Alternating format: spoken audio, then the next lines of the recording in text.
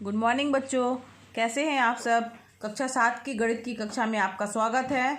हम बच्चों पढ़ रहे थे चैप्टर नंबर 8 व्यंजकों का गुणनफल एवं सर्वसमीकाएं।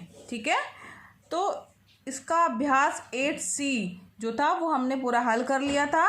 आज हमें पढ़ना है अभ्यास 8D। तो अभ्यास 8D पढ़ने से पहले बच्चों हमें कुछ चीज़ों को जानना बहुत ज़रूरी है और तभी हम अभ्यास 8D के जो है सवाल हल कर पाएंगे। तो आइए चलते हैं, देखते हैं हमें क्या क्या चीज़ें जो हैं वो इस प्रश्नावली के सवाल हल करने से पहले आनी चाहिए। तो बच्चों यहाँ पे पहला वर्ड लिखा है समीकरण। तो समीकरण क्या है बच्चों? तो ऐसे समानता सूचक बीजीय कथन जो चरण x के कुछ निश्चित मान, ध्यान दीजिएगा, कुछ निश्चित मान या मानों के लिए संतुष्ट होते हैं समीकरण कहलाते हैं और चर का वह निश्चित मान समीकरण का हल होता है। ठीक है बच्चों, तो यहाँ पे देखिए, अब ये ऐसे तो लिखा हुआ है, ये बहुत कठिन सा लग रहा है, लेकिन आप सामान्य सी भाषा में समझिए कि समीकरण किसे कहते हैं। मान लीजिए जैसे कि हम ये लेके चल रहे हैं 2x = x + 3। अब यह समीकरण है कि नहीं है, ये कैसे पता चलेगा?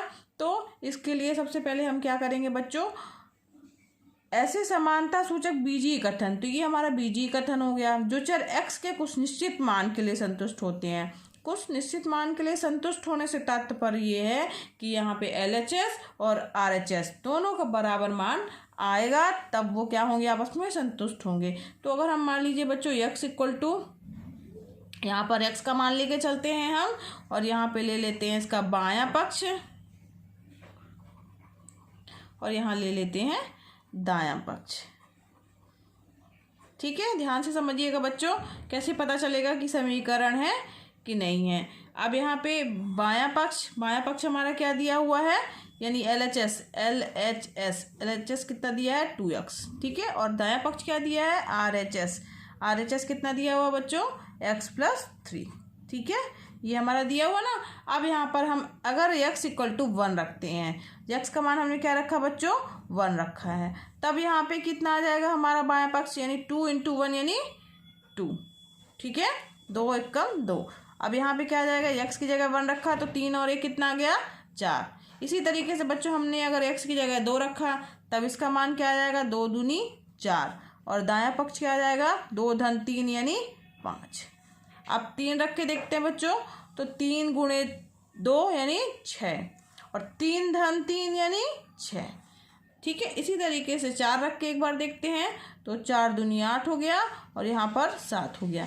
अब इस तरीके से बच्चों हमने देखिए इसमें x के मान रखे और हमारे पास जो है वो बाएं पक्ष के मान प्राप्त हुए और दाएं पक्ष के मान प्राप्त हुए। इन मानों पर गौर करिए बच्चों, एक मान ऐसा है, ठीक है, एक मान ऐसा है जहाँ पर x = 3 के लिए ये भी 6 है और ये भी 6 है। बायां पक्ष जो है दाएं पक्ष के क्या आ रहा है, बराबर आ रहा है। तो यानी कि जो चर x के कुछ निश्चित मान या मानों के लिए संतुष्ट होते हैं समीकरण कहलाते हैं और चर का वह निश्चित मान समीकरण का हल होता है। तो यहाँ ध्यान दीजिए बच्चों, ये x = 3 के लिए जो है वो संतुष्ट हो रहा है, तो एक निश्चित मान के लिए, हर मान के लिए तो संतुष्ट नहीं हो रहा है ना बच्चों। 1 भी रखा हमने, 2 भी रखा, 3 भी रखा, 4 भी रखा, तो क्या सभी मानों के लिए संतुष्ट हो रहा था? नहीं, ये केवल एक मान x = 3 के लिए संतुष्ट हो रहा है। तो संतुष्ट हो रहा मतलब बायां पक्ष दायां पक्ष बराबर आ जा रहा है, तो यह निश्चित मान जो है वही मान जो है समीकरण का हल कहलाएगा। और ये चीज़ जो है वो, ये जो बीजीय कथन है ये हमारा क्या कहलाएगा बच्चों, समीकरण कहलाएगा। समीकरण समझ में आया किसे कहेंगे, कि उस समीकरण में अगर हमने x के कई मान रखे हैं तो दायां पक्ष और बायां पक्ष जो है हर बार बराबर नहीं आ रहा है बच्चों, केवल लेकिन एक निश्चित मान के लिए अगर वो बराबर आ जा रहा है तो ऐसे बीजीय कथन हमारे क्या कहलाएंगे, समीकरण कहलाएंगे। ठीक है, ध्यान से समझिएगा बच्चों। अब चलिए आगे बढ़ते हैं कि सर्वसमीका किसे कहते हैं। ठीक है, ये तो समीकरण जैसे हमने पढ़ा वैसे हम पढ़ेंगे सर्वसमीका किसे कहते हैं। हाँ बच्चों, अब देखिए सर्वसमीका क्या है। तो ऐसे समानता सूचक बीजीय कथन जो चर के प्रत्येक मान के लिए सत्य होता है सर्वसमिका कहलाता है। यानी प्रत्येक मान के लिए सत्य होता है, प्रत्येक मान के लिए LHS RHS के बराबर आएगा। चलिए आइए एग्जाम्पल के द्वारा समझेंगे तो ज़्यादा समझ में आएगा। तो मान लीजिए कोई बीजीय कथन हमारा दिया हुआ है, क्या दिया हुआ है, x into x plus 1 equal to x square plus x. ठीक है, अब ये बीजीय कथन अगर हमारे पास है तो अब यहाँ पे देखेंगे हम कि x, अब इसमें भी इसी तरीके से करेंगे, x रखेंगे x का मान, यहाँ पे लिखेंगे LHS यानी बायां पक्ष, क्या है बायां पक्ष हमारा, x इंटू एक्स प्लस 1। ठीक है, और दायां पक्ष यहाँ लिख देंगे, दायां पक्ष यानी RHS। समझिएगा बच्चों ध्यान से इसको, इस प्रश्नावली पर, इस प्रश्नावली के सारे सवाल इसी तरह से ही हल करने। अगर ये आपको समझ में आ गया तो सारे सवाल इसके आपसे बन जाएंगे। चलिए देखते हैं ये सर्वसमिका है तो कैसे है।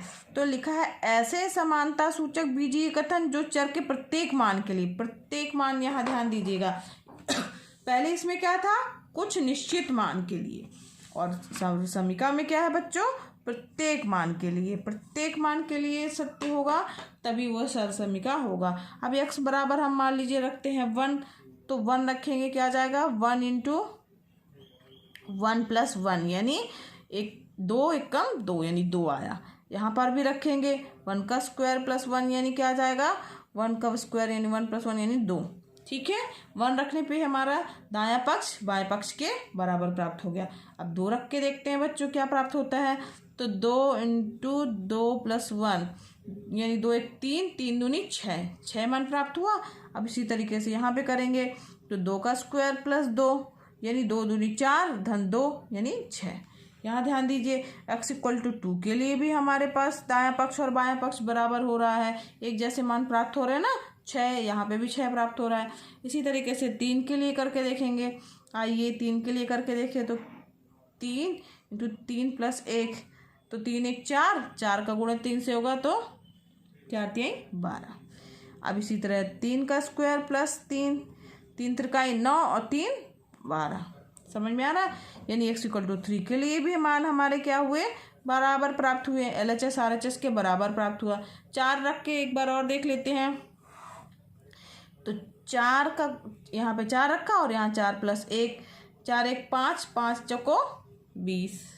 अब इसी तरीके से क्या करेंगे, 4 का स्क्वायर प्लस क्या हो जाएगा 4 का स्क्वायर यानी 16 और 4 20। ठीक है, तो क्या प्राप्त हो रहा बच्चों, गौर किया आपने कि यह बीजीय कथन जो है, ये बीजीय कथन x इंटू एक्स प्लस 1 प्रत्येक मान के लिए, चर राशि क्या है हमारे यहाँ पर x, तो x के प्रत्येक मान के लिए जो है यह सत्य है, यानी LHS बराबर है RHS के। ऐसे बीजीय कथन क्या कहलाएंगे बच्चों, सर्वसमिका कहलाएंगे। प्रत्येक मान के लिए अगर सत्य है तो सर्वसमिका, अगर प्रत्येक मान के लिए सत्य नहीं है यानी पर्टिकुलर किसी मान के लिए सत्य है तो समीकरण। फिर से ध्यान से सुनिए बच्चों, प्रत्येक मान के लिए अगर सत्य है, ठीक है, x के प्रत्येक मान के लिए, चर राशि के प्रत्येक मान के लिए अगर सत्य है यानी LHS बराबर आ रहा है RHS के हर मान के लिए, तो ऐसे कथन क्या कहलाते हैं, सर्वसमिका कहलाते हैं। ठीक है, समझ में आ रहा बच्चों, ऐसे कथन क्या कहलाएंगे, सर्वसमिका। और अगर प्रत्येक मान के लिए जो है वो LHS बराबर नहीं आ रहा है RHS के लिए, बल्कि कुछ एक निश्चित मान के लिए अगर ऐसा प्राप्त हो रहा है हमें, तो ऐसे बीजीय कथन क्या कहलाएंगे, हमारे समीकरण कहलाएंगे। ठीक है, चलिए आइए बढ़ते हैं प्रश्नावली 8D की ओर। इसके सवाल इसी तरीके से हैं। हाँ बच्चों, इसका पहला क्वेश्चन जो है अभ्यास 8D का दिया हुआ है, निम्नलिखित में समीकरण तथा सर्वसमिका छांटकर अपनी अभ्यास पुस्तिका में लिखिए। तो इसका पहला पार्ट दिया हुआ बच्चों x प्लस 1 इक्वल टू 4।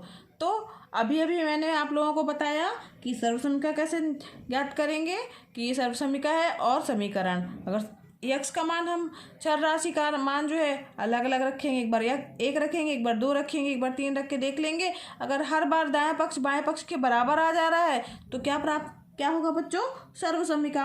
सर्वसम्मिका का तात्पर्य, जैसे सर्व लिखा मतलब हर बार, ठीक है, सभी बार, तो सभी बार क्या होगा? मान बराबर होगा, LHS बराबर आएगा RHS के, तो उसका मतलब है वो क्या होगा बच्चों? सर्वसम्मिका। अगर नहीं आएगा तो उसका मतलब क्या होगा? वो बच्चों समीकरण होगा। चलिए आइए देखते हैं। इसके लिए भी हम एक टेबल सी बना लेंगे। यहाँ x लिख लेते हैं, यहाँ लिख लेते हैं बायां पक्ष x+1 और यहाँ लिख लेते हैं दायां पक्ष, ठीक है, 4। चलिए यहाँ पे ये हमारी टेबल बन जाएगी, ठीक। अब x बराबर 1 रखिए। जब 1 रखेंगे इस पे तो 1 + 1 यानी कितना आ गया? 2। दायां पक्ष क्या है हमारा? 4 है। 2 रखिए तो 2 धन 1 यानी 3। दायां पक्ष 4। 3 रखिए, 3 धन 1 = 4 और यहाँ पर ये भी आ गया हमारा 4। यहाँ ध्यान दीजिए बच्चों, गौर कीजिए कि x यानी चर राशि के अलग अलग मान के लिए हमारा बायां पक्ष और दायां पक्ष का मान अलग अलग आ रहा है। कुछ एक निश्चित मान के लिए, जैसे x = 3 के लिए दायां पक्ष बाएं पक्ष के बराबर हो रहा है, इसलिए यह बच्चों क्या होगा? एक समीकरण होगा। तो यहाँ पे लिख दीजिएगा, अतः x+1 = 4 एक समीकरण होगा, ठीक है।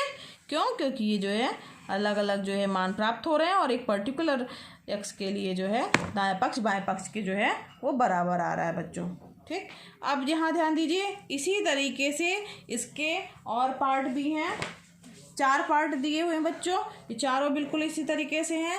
आपको करना है x के मान अलग अलग रखने हैं, दायां पक्ष और बायां पक्ष जो है देखना है क्या प्राप्त हो रहा है। अगर हर बार दायां पक्ष बाएं पक्ष के बराबर आ जाएगा बच्चों तो क्या होगा? वो सर्वसम्मिका।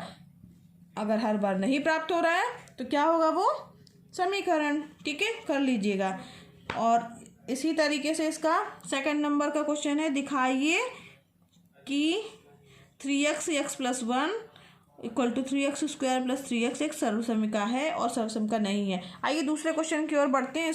इसके भी 4 पार्ट दिए हैं, एक आध पार्ट करके देखते हैं। यहाँ देखिए बच्चों, सेकंड क्वेश्चन कह रहा है दिखाइए कि पहला पार्ट इसका 3x × x+1 = 3x² + 3x एक सर्वसम्मिका है।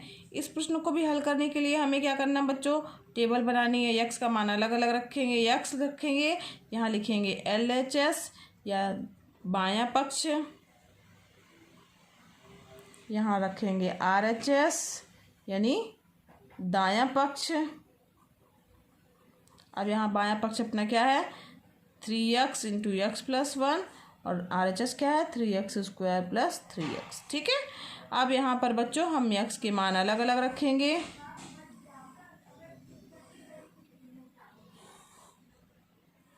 आप स्केल से खींचिएगा अच्छे से, ठीक है, तब यहाँ पे इसके मान प्राप्त होंगे। x = 1 रखा हमने, तब देखते हैं इसका मान क्या प्राप्त होता है बच्चों। तो x = मान लीजिए 1 रखा हमने, यहाँ पे x = 1 रखा, तब इसका मान क्या प्राप्त हो रहा है? 3 × 1 और 1 धन 1 = 3 × 1 3 और 3 ये 1 धन 1 यानी 2, तो 3 × 2 यानी 6 प्राप्त हुआ। RHS देखते क्या प्राप्त होगा? 3 और 1 का स्क्वायर + 3 × 1, तो 3 हो गया + 3 3 3 6 प्राप्त हो गया, ठीक है। इसी तरीके से एक बार 2 रख के देखते हैं क्या प्राप्त हो रहा है। 2 रख के जब हमने देखा तो 3 2 2 + 1 = तो 2 1 3 हो गया और यहाँ पे मल्टीप्लाई के रूप में भी है ये ना, तो 3 दूनी 6 यानी कितना हुआ? 6 × 3 6 × 3 यानी 18, ठीक है, 6 × 18। इसी तरीके से इसका मान भी निकालेंगे बच्चों। 3 और इसके बाद यहाँ पे x की वैल्यू क्या रखना है?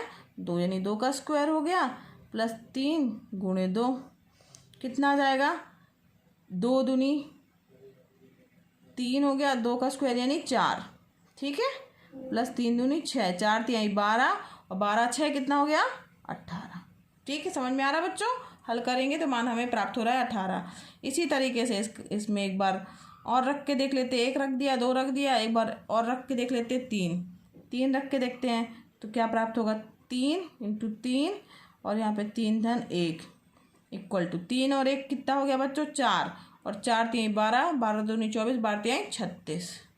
यहाँ पे भी रख के देखते हैं, 3 × 3 का स्क्वायर प्लस 3 × 3, तो 3 त्रिकाई 9, 9 त्रिक 27, ठीक है 27 और यहाँ पे 3 त्रिकाई 9, 27 और 9 कितना हो गया, 36, ठीक है।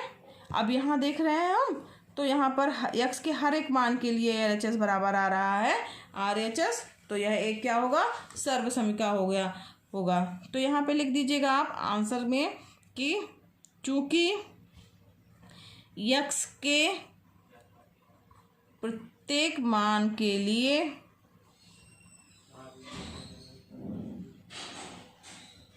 LHS बराबर RHS है, अतः दिया गया बीजीय कथन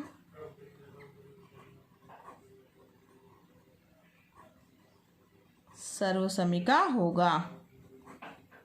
ठीक है, समझ में आया ना बच्चों? ठीक, इसी तरीके से बच्चों इसके सेकंड के भी जो क्वेश्चन नंबर 2 के सेकंड पार्ट, थर्ड पार्ट और फोर्थ पार्ट है, ये भी सारे इसी तरीके से करने हैं। यक्स के मान हर बार 1 2 3 ऐसे आप रख के देखिएगा। LHS बराबर आ रहा है RHS के, अगर हर बार बराबर आ रहा है तो सर्वसमिका होगा, और अगर हर बार बराबर नहीं आ रहा है तो क्या होगा बच्चों, किसी एक मान के लिए बराबर आएगा तो वो क्या कहलाएगा बच्चों, समीकरण कहलाएगा। ठीक है, सरल से सवाल है, करिएगा, बन जाएंगे आपसे। ठीक, कल हम आगे पढ़ेंगे अभ्यास 8E। ठीक है, आज के लिए इतना ही बच्चों, थैंक यू।